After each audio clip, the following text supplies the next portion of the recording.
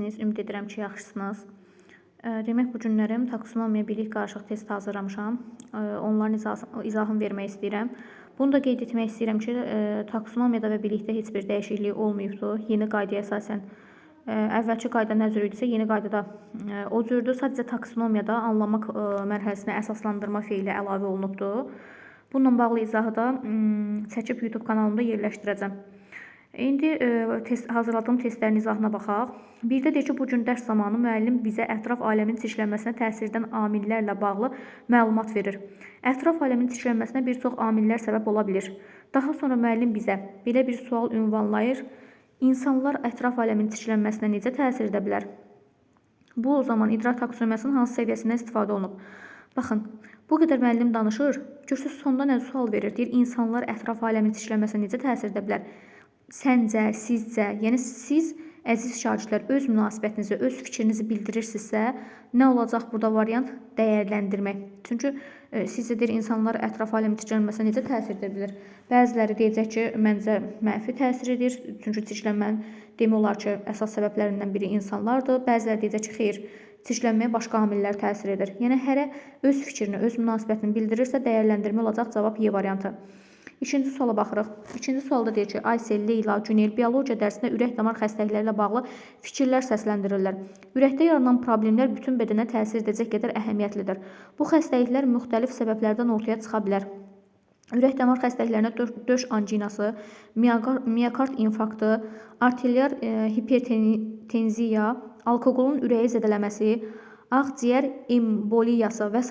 Ürək-damar xəstəliklərinin vaciblik sırasına görə analiz edərək fikirlərini ümumiləşdirən şagirdlər taksonomiyanın hansı səviyyəsindədirlər? Vacib olan, olmayan, vaciblik sırasına görə analiz edən şagirdlər əlbəttə ki, bir məlumatı təhlil edirlər. Vaciblik sırasına görə müəyyənləşdirirlərsə, daha vacibin, daha lazımlığın, ən vacibini müəyyənləşdirmək demişdim ki, hansı mərhələnin açar məqamıdır? Əlbəttə ki, təhlil. Burada ikidə cavab olacaq, D variantı təhlil olacaq. Ən vacibi, ən lazımı, ən mühümü, ən əhəmiyyətlisi, səciyyəvi cəhət. Bunlar hansı nə idi? Bunlar hamısı təhlil mərhələsinin açar feilləri idi. 3-ə baxırıq. 3-də deyir, kimyəvi element eyni cins atomlardan ibarət olan, fiziki və kimyəvi yollarla özündə daha sadə və fərqli maddələrə ayrıla bilməyən saf maddələrə element deyilir. Məsələn, su bir element deyil, lakin suyun elektrolizindən əldə edilən hidrogen və oksigen elementdirlər. Və müəllim onu da qeyd edir ki, hidrogen Mendeleyev cədvəlinin 1-ci, oksigen 8-ci sırasında yerləşir. Daha sonra xlorun hansı sırada yerləşməsini soruşur. Bu sualın cavablandıran şagird taksonomiyanın hansı səviyyəsindən, biliyin hansı növündən istifadə edir? Əlbəttə ki, xlor neçənci sırada yerləşir? 17-ci sırada yerləşir. Bunu kimya müəllimləri daha yaxşı bilirlər. Mendeleyev cədvəli var. Cədvələ əzbərə bilmək. Bir şeyi əzbərə bilirsə, olunan məlumatı əzbərə təqdim edirsə, bu olacaq bizim taksonomiyanın səviyyəsi olaraq xatırlamaq. Əzbərə məlumatın təqdim edilməsi də bilik olaraq da faktoloji biliyimizdir. Baxın, biz əgər xəritədə də belədir, Mendeleyev cədvəlində də belədir, əzbərə bir məlumatı təqdim ediriksə, olacaq xatırlamaq mərhələsi, çünki biz bir məlumatı əzbərə bilirik. Bilirik ki, məsəl üçün, İtaliya burada yerləşir xəritədə, Azərbaycan burada yerləşir, çünki biz xəritəni əzbərləyib beynimizə yığırıq. Eyni zamanda Mendeleyev cədvəlində də sıralarına görə əzbərləyib yığırıq ki, məsəl üçün, 1-ci sütunda yerləşir hidrogen, 8-ci sütunda yerləşir oksigen, 17-cidə xlor. Bunları əzbərə yığırıq, göstəririksə, olacaq xatırlamaq. Həmçində faktoloji bilik. Yox, biz əgər, məsəl üçün, burada desək ki, bizə xəritədə, nə bilim, Osmanlının Viyanaya hücum istiqamətini göstərir, artıq öyrəndikləri məlumatı yerinə yetirirsə, icra edirsə, artıq öyrəndiklərini tətbiq edirsə, tətbiq mərhələsi olacaq. Sonra keçirik 4-cü suala. 4-cü sualda deyir ki, bu gün məktəbimizdə qaydalar haqqında seminar təşkil olunur. Hər bir müəllim qaydaların vacibliyi və onların əhəmiyyəti haqqında geniş fikirlər səsləndirir. Qaydaların pozulmasının cəza ilə nəticələnməsi haqqında məlumat verdikdən sonra şagirdlərə bununla bağlı subyektiv baxışları söylənilmələri istənilir. Bu istiqamətdə taksonomiyanın hansı səviyyəsində istifadə olunmuşdur? Subyektiv, yəni şagirdlərin öz münasibətləri, öz fikirləri, öz baxışları, özünün münasibətinin bildirilməsi bizim demişdik, taksonomiyanın hansı açar feillərindəndir? Dəyərləndirmə mərhələsinin açar feillərindən olduğuna görə cavab dəyərləndirmə olacaq. Subyektiv, yəni öz fikirlərin, öz münasibətlərin.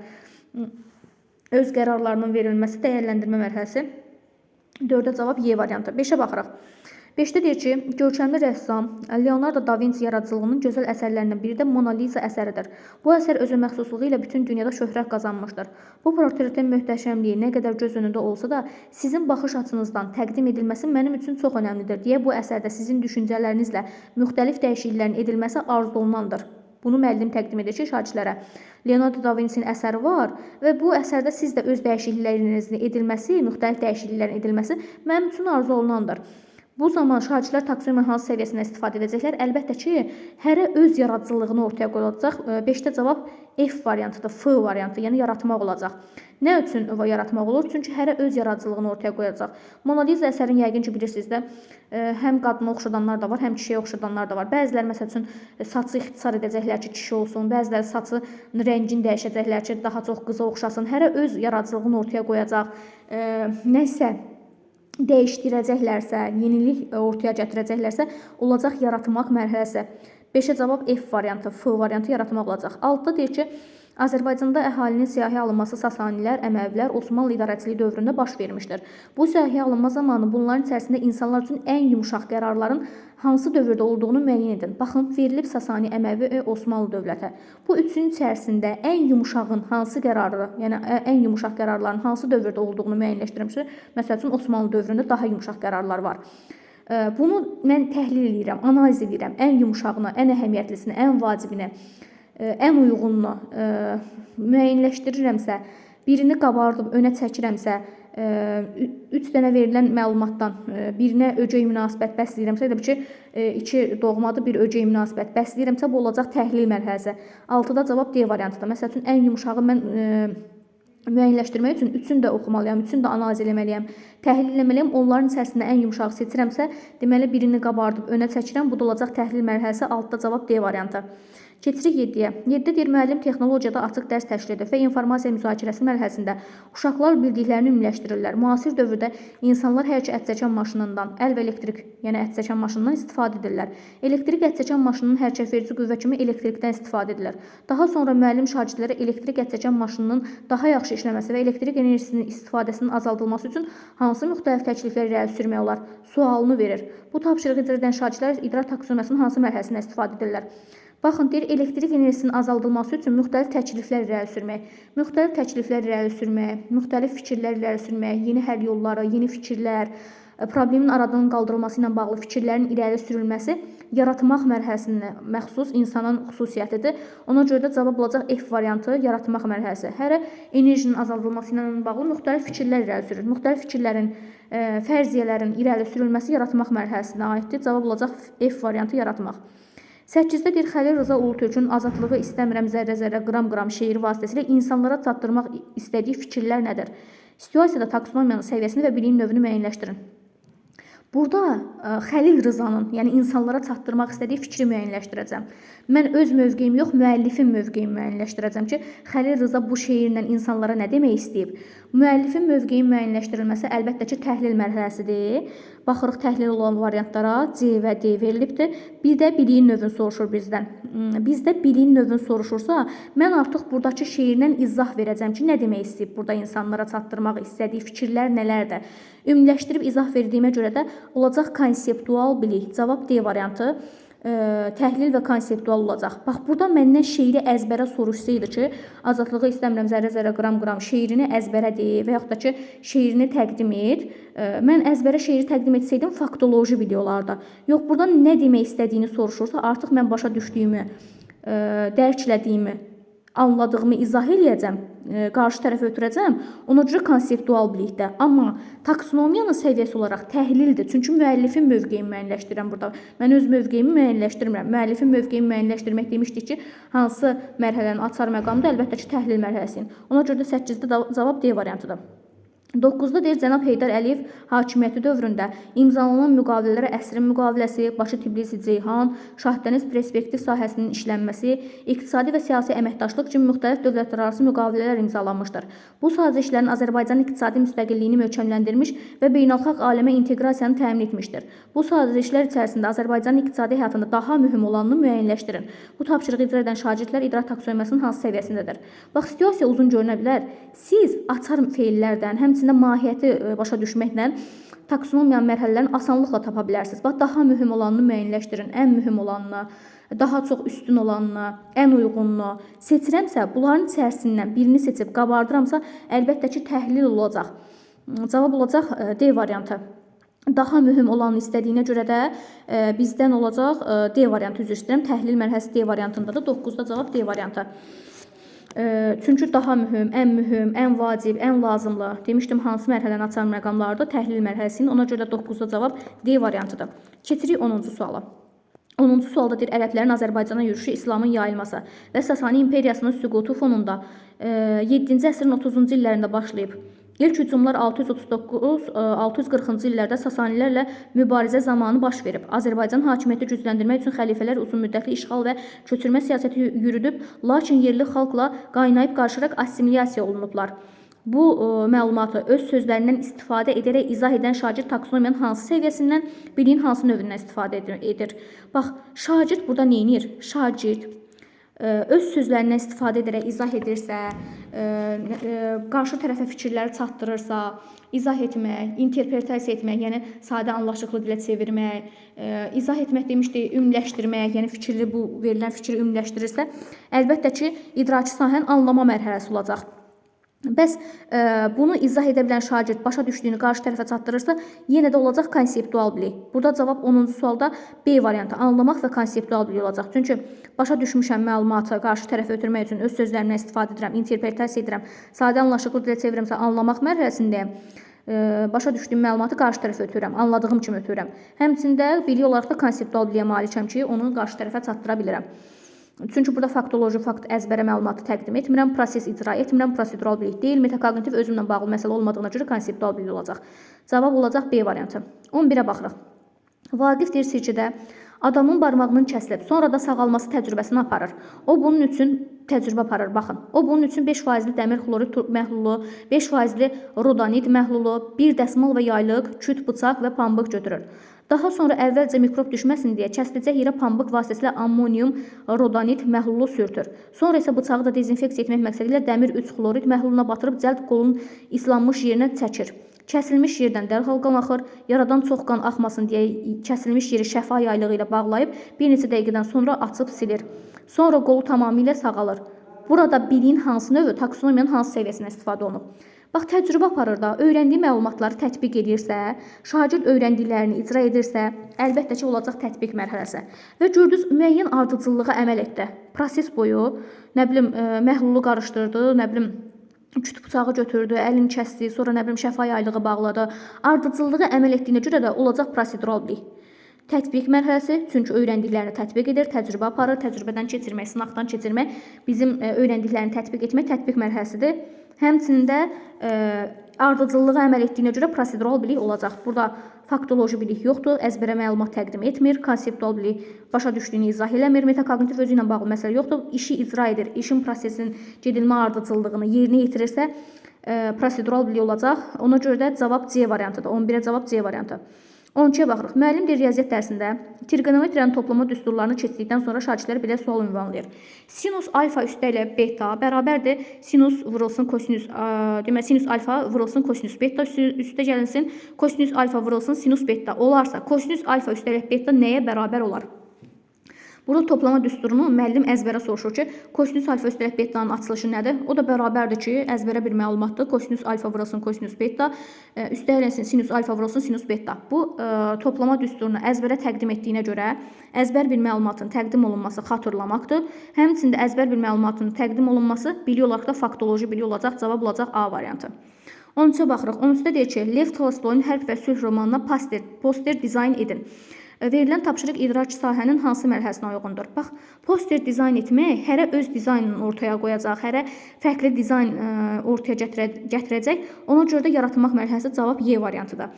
Məsəl üçün, biri hərbdən bağlı dizayn hazırlayacaq, biri sülhlə bağlı, biri müharibə ilə bağlı. Hərə öz dizaynını ortalığa qoyursa, hərə fərqli yeni dizayn ortaya gətirirsə, bu olacaq nə? Yaratmaq Y variantı. 14-ə baxırıq. Deyir, Nuray coğrafiya dərsində şərti topografik işarələr öyrəndikdən sonra Rusiya ərazisində olan faydalı qazıntıları göstərir. Öyrəndiklərini tətbiq edir, öyrəndiklərini icra edir. Öyrənmişəm ki, məsəl üçün üçbucaq nəyin işarəsidir, kvadrat nəyin işarəsidir, ulduz nəyin işarəsidir, şərti topografik işarələr var da coğrafiyada.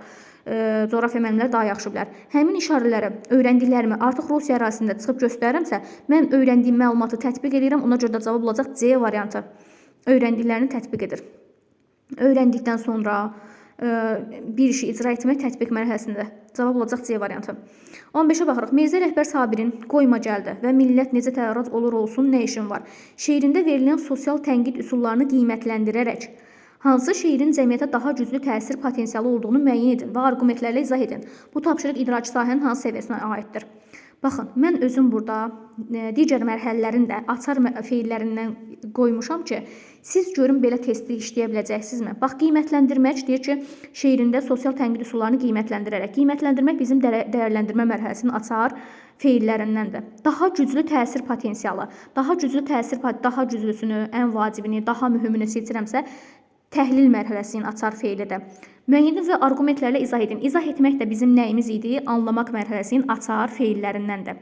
Demişdim ki, əgər taksonomiya mərhələsində bizə hər digər mərhələlərinlə bağlı açar feilləri görüb, dərhal qaçıb onu götürməyin. Məsəl üçün, izah edilini görüb, tez gedib anlamaq götürməyin.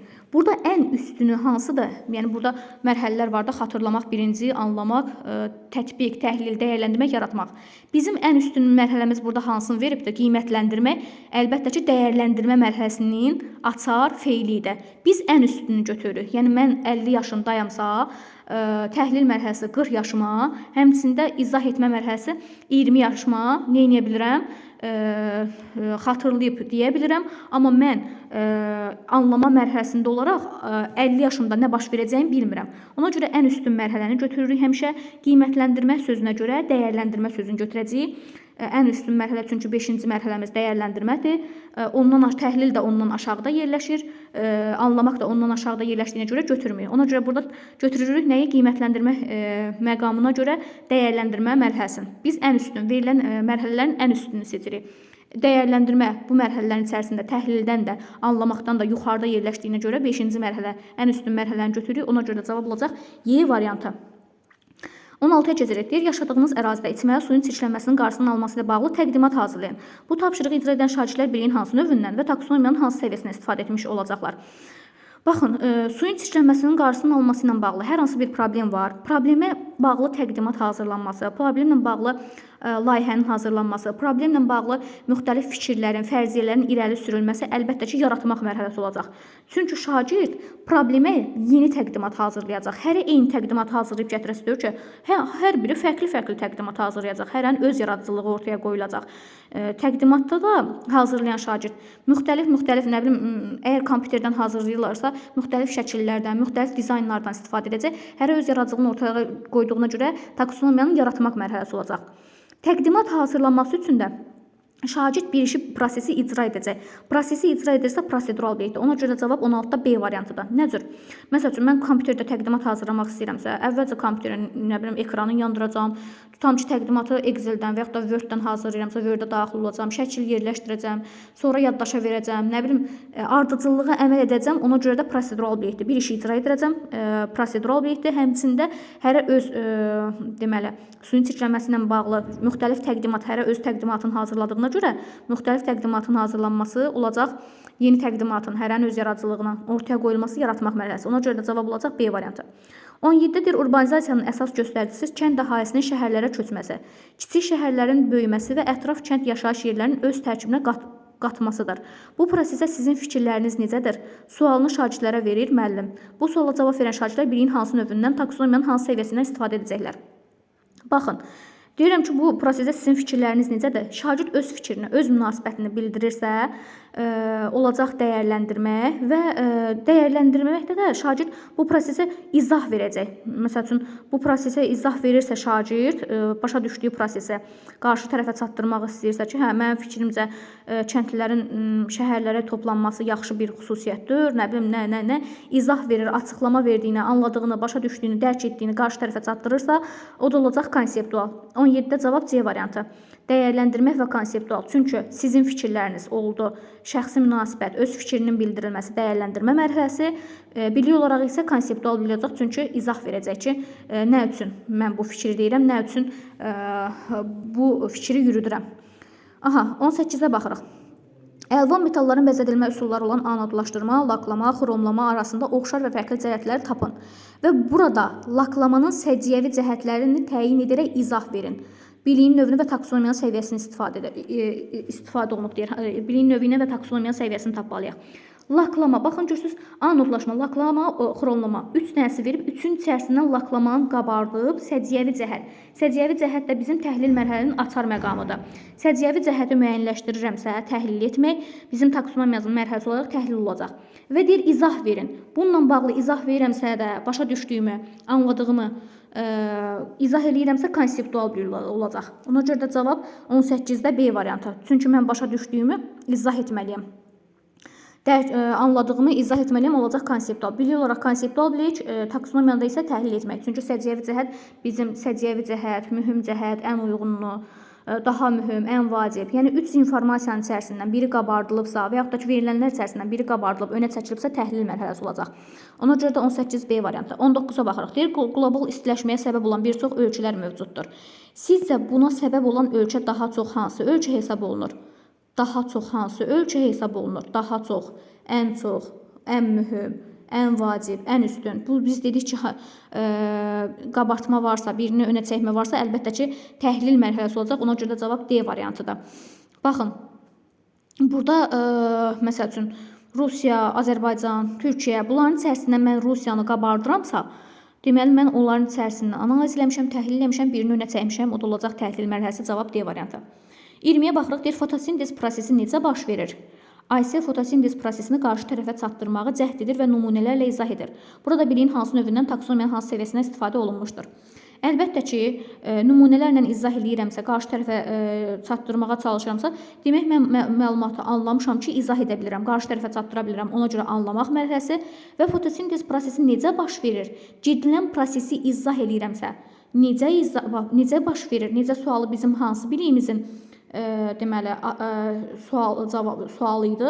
Əlbəttə ki, prosedural biliyimizin. Prosedural biliyimiz necə sualına, nə üçün sualına isə konseptual biliyimiz cavab verir. Necə baş verməsinin, gedilən prosesi izah edirəmsə prosedural bilik, amma həm nümunə gətirib izah verirəmsə anlamaq mərhələsi olacaq Y variantı. 20-də cavab Y variantıdır.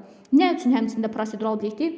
Biologiya müəllimləri daha yaxşı bilər. Fotosintez prosesi, nə bilim, günəş şüaları düşməlidir, bitkidə su olmalıdır, su ilə karbon qazı birləşir, su H2O plus karbon CO2, nə bilim, birləşir, nə prosesi əmələ gəlir, həmin gedilən prosesi, gedilən ardıcıllığı izah deyirəmsə, gedilən ardıcıllığı deyirəmsə, prosedural bilikdir. Həmçində nümunələrdən izah etməkdə taksonomiyanın da səviyyəsi olaraq anlama mərhələsidir.